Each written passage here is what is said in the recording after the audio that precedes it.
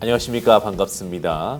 오늘은 10년간 지속 성장할 테마 메타버스에 대한 내용 함께 하도록 하겠습니다. 메타버스에 대해서 정말 많은 이야기들이 있는데 정리가 잘 되어 있는 부분이 없어서 직접 정리를 위해서 이 방송을 촬영하게 되었습니다. 자, 메타버스 관련해 가지고 이 개념은 정말 필요하다 해서 전체적인 개요를 이 그림을 통해서 여러분들과 함께 하고자 합니다. 자, 메타버스 굉장히 좀 생소하실 것 같습니다. 특히 현재의 세계관이 아닙니다. 메타라는 것은 그리스어로 가상의 혹은 조금 더 구체적으로 말씀을 드리면 초월한 이런 뜻입니다. 그리고 버스라는 것은 유니버스를 의미합니다. 유니버스 우리가 많이 얘기를 하죠. 세계관, 우주관 이런 얘기를 합니다. 그래서 메타버스라는 것을 합쳐서 이야기를 하게 되면 우리가 쉽게 가상현실이다라고 얘기를 합니다. 근데 이 가상현실이 이제는 너무나도 진짜와 같아 버려졌습니다. 쉽게 얘기하면 많은 대기업들이 대규모로 투자를 하고 있습니다. 국내에서도 삼성전자를 포함해서 롯데, 카카오, 네이버 많은 기업들이 지금 메타버스를 주목하고 있는데 그 주목하는 이유는 이 공간 안에서 경제적인 유인도 가질 수 있고요. 그 다음에 또 다른 어떤 삶을 영위할 수 있기 때문입니다. 현재 어떠한 세상에서는 어떻게 보면은 나를 초월해서 나의 계층 구조를 초월해서 사는 것이 참 어렵습니다.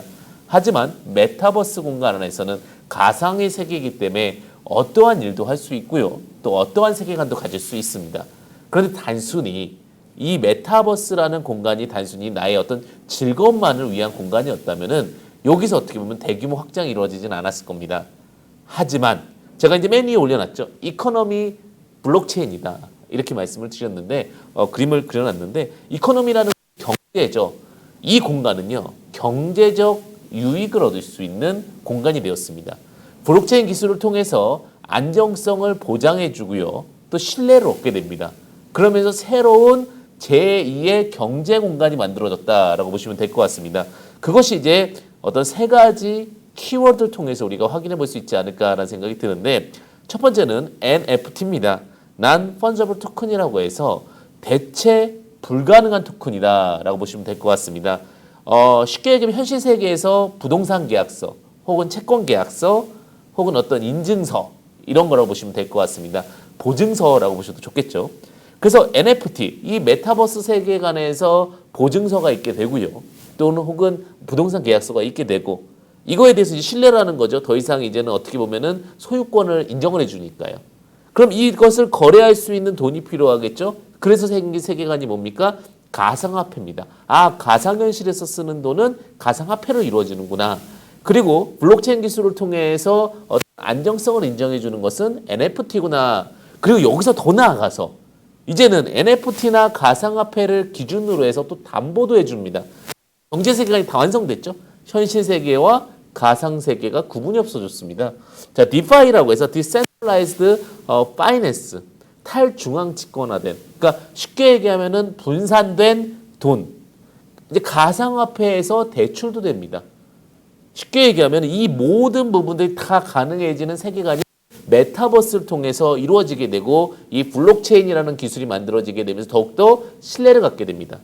신뢰로 지금 연예인들 그림들이 NFT를 통해서 어떤 신뢰성을 갖게 되고 오히려 가상 공간 혹은 인터넷 공간 안에서 매매가 되고 있습니다. 이 부분들이 어떻게 보면 새로운 세계관이 열렸다라고 보시면 좋으실 것 같습니다. 그래서 이렇게 얘기를 합니다. 우리가 쉽게 얘기하면은 이제 폐기물이나 이런 데서 금을 캐고 어떠한 자원들을 캐는 것을 우리가 도시광산이라는 표현을 쓰게 되면서 관련된 이슈들이 참 많았습니다. 근데 또 다른 이슈가 나오기 시작했습니다. 메타버스는 곧 데이터 광산이다. 이 보이지 않는 세상, 이 세상에서 우리가 이제 돈을 채굴할 수 있는 경제적 유인이 만들어진 공간, 그것이 이제는 메타버스다라고 표현을 할 수가 있을 것 같습니다. 여러분들도 이제 놓치지 말고 메타버스에 접속하셔야 됩니다. 자, 그럼 이 공간에서 보시게 되면 왜 이 공간을 봐야 되냐? 지금 이 추정치겠지만 2030년 정도까지 1700조 이상 성장 예상이 됩니다. 그와 관련해서 수많은 산업들과 수많은 어떤 이슈들이 있을 겁니다. 그 부분은 또 제가 2탄에서 설명을 드릴 건데요. 정말로 많이 성장하고 있다는 부분을 확인해 보시면 될 것 같습니다. 향후 10년간 800배가 성장하는 대규모 시장이다. 이렇게 보시면 될 것 같습니다. 절대 작지 않은 시장이죠. 자, 그런 과정 속에서 우리가 이제 이 단어가 정말 크게 와닿을 것 같은데, 우리가 이제 글로벌 기업들의 이제 주요 전쟁터다. 지금 대한민국의 굉장히 큰 기업들도, 대기업들도 메타버스 시장에 첨벙첨벙 뛰어들고 있습니다. 그런데 넷플릭스, 굉장히 또 미국의 유명한 또 콘텐츠를 제공하는 업체죠. 최대 경쟁자가요. 그러니까 넷플릭스라는 것은 결국은 인터넷 공간 안에서 콘텐츠를 소비해라, 즐겁게 지내라, 이게 모토거든요. 근데 디즈니라는 것은 현실 세계에서 즐겁게 즐겨라. 그래서 디즈니가 경쟁자라고 이야기가 나와야 되는데, 오히려 지금 넷플릭스에서는 포트나이트와 같은 메타버스 플랫폼 기업이 이제는 경쟁자다. 이렇게 이야기를 하기 시작을 했습니다. 왜 그러냐? 그 가상 공간 안에서 또다시 즐거움을 찾을 수 있고 또 경제적 유인을 찾을 수 있으면 오히려 이제는 즐거움을 찾는 공통적인 관점에서는 경쟁자가 포트나이트 같은 게임이 될 수 있다는 거죠. 실내로 게임 내에서 문화 공간이 있고 그 문화 공간에서 뮤지컬도 관람할 수 있고요. 혹은 실제로 어떤 부분이죠. 오히려 음원을 그 게임 공간에서 또 출시도 할 수 있는 이런 부분이 있기 때문에 굉장히 지금 뼈 있는 말을 넷플릭스가 하지 않았나라는 생각이 듭니다. 자, 그래서 이렇게 얘기를 했습니다. 포트나이트 CEO가 이제는 메타버스는요, 인터넷의 다음 버전이다. 굉장히 엄청난 얘기죠. 인터넷이 발전하면서 굉장히 많은 IT 기업들 또 IT 산업이 많이 발전을 했습니다. 근데 인터넷 다음 버전이라는 것은 굉장히 큰 키워드를 갖지 않나라는 생각이 들고요. 사람들은요, 이제 메타버스라는 공간에서 일을 하러 가고요. 실제로 이 메타버스 공간 안에서 옷가게를 여는 분들도 있고요. 그리고 그 캐릭터에게 옷을 팝니다. 실제로 구찌 같은 명품 회사들이 이 공간 안에서 옷을 또 전략적으로 또 팔 수 있게끔 구조를 만들었고요. 또 쇼핑을 합니다. 말씀드렸다시피 이제 여기서 다양한 캐릭터, 나의 캐릭터들에게 어떤 옷을 입히기도 하고요. 스킬을 입히기도 하고요. 그런 부분들이 만들어지면서 또 다른 아바타가 만들어지는 세상이 되고 있고, 그 부분을 포트나이트 CEO가 얘기한 부분이 아닌가라는 생각이 듭니다. 자, 그런데 이제 여기서 중요한 부분은 뭐냐면 다양한 경제적 이익이 이루어진다는 겁니다. 그러니까 단순히 즐거움만 있거나 혹은 경제적 이익만 있다면은 오히려 이 부분이 유지되기가 어려울 것 같습니다. 근데 앞서 말씀드렸다시피 지금 내용적인 부분을 보시게 되면은 이제는 이 제페토 공간에서 쇼핑을 합니다. 내 캐릭터를 예쁘게 꾸며서 또 다른 캐릭터와 함께, 그러니까 아바타와 함께 또 비교를 합니다. 내 캐릭터가 좀 더 예쁘네. 현실 세계에서는 좀 뚱뚱한 아저씨라도 여기서는 몸짱이 될 수도 있고요. 또 나이를 초월할 수도 있고요. 그들이 만들어지면서 쇼핑이 이루어지고 또 내가 그것을 디자이닝해서 팔 수도 있고요. 그 다음에 이제 신입생 환영회 같은 경우를 실제로 이런 어떤 제페토 공간 안에서, 그러니까 메타버스 공간 안에서 이루어지고 있다는 부분이 굉장히 핫한 부분입니다.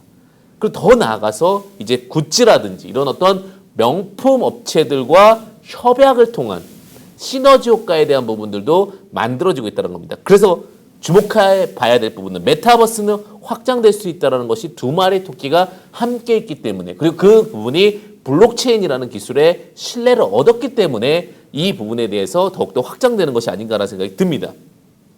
자, 메타버스는 기존의 가상현실보다 조금 더 확장된 개념이라고 보시면 될 것 같습니다. 왜냐하면 이렇게도 생각할 수 있어요. 가상현실과 현실 세계의 크로스다. 우리가 메타버스에서 일을 합니다. 혹은 메타버스에서 머니를 벌 수도 있고요. 가상머니죠. 그럼 그 돈을 갖고 쇼핑을 합니다. 근데 그 쇼핑을 해가지고 번 돈을 갖고 주문을 합니다. 주문을 하게 되면 그 주문한 게 우리 현실 세계에서 나한테 올 수가 있습니다. 어떤 가상머니를 갖고 그 공간에서 사서 내가 원하는 것을 주소 주문을 해가지고 다시 살 수 있는, 이제 허물어지는 단계까지 만들어진 것이 메타버스의 가상세계가 아닌가라는 생각이 듭니다. 그만큼 어떻게 보면은 다양한 부분이 있고요. 그리고 아바타를 통해서 또 사회적 활동이 가능합니다. 이것도 즐거움의 하나에 포함이 될 수 있는데, 내 친구를 만나고 싶은데, 내 아는 지인들을 만나고 싶은데 요즘에 이제 또 전염병으로 인해서 굉장히 또 못 나가는 경우들도 많잖아요. 그럴 때 어떻게 됩니까? 오히려 이 공간 안에서 대화도 나누고 유의도 나누는 것이 아닌가라는 생각이 듭니다. 그러면서 앞서 말씀드렸던 NFT, 가상화폐는 경제적 활동이 가능하게 합니다. 자, 그래서 이제 NFT를 말씀을 드리면 Non-Fungible 토큰입니다. 하나의 토큰으로 다른 토큰을 대체 불가능하다라는 의미인데 현실 세계에서 앞서 말씀드렸듯이 부동산 계약서입니다. 신뢰성이 있다라는 거죠. 그렇기 때문에 다양한 그림들에서 현실 세계 그림들을 어떠한 디지털화 시켜서 그림을 만들고 이게 번호를 부여합니다. 1번, 2번, 3번, 4번 이렇게 번호를 부여하게 되면 그 가치에 대해서 부과를 받겠죠. 자, NFT에 대해서는 따로 특별한 강의 한 번 더 준비를 하겠습니다. 그리고 재밌는 것은 디파이도 생겼다는 거죠. 담보대출 시장이 열렸습니다.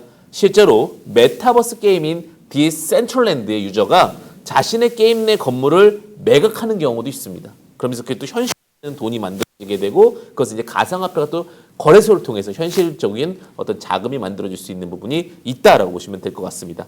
자, 즉 메타버스의 세계의 돈, 가상화폐.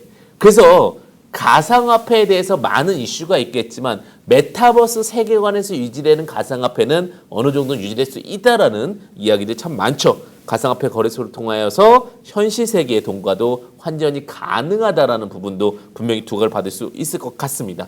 자, 제가 이렇게까지 메타버스에 대해서 이야기를 드렸습니다. 지금 아직은 생소하실 텐데요. 제가 메타버스 시리즈로 여러분들과 함께 하도록 하겠습니다. 또 다른 세계가 열렸습니다. 여러분들 이 세계를 거부할 수 있는 세계는 아닌 것 같습니다. 이해하셔야 되고요. 남들보다 조금 더 한 발 더 앞서 나간다면 즐거움과 경제적 유익이 같이 하지 않을까라는 생각이 듭니다. 오늘은 여기까지 하겠습니다. 감사합니다.